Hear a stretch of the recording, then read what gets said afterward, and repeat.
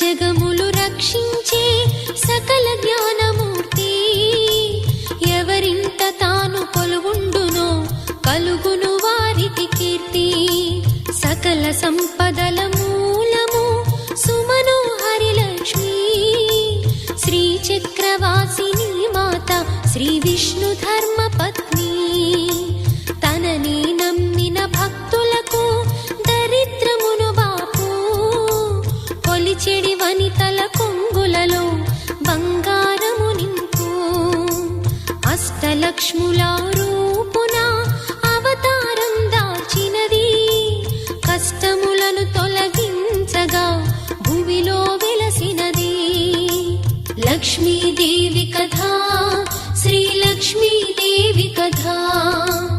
లక్ష్మీదేవి కథ శ్రీ లక్ష్మీదేవి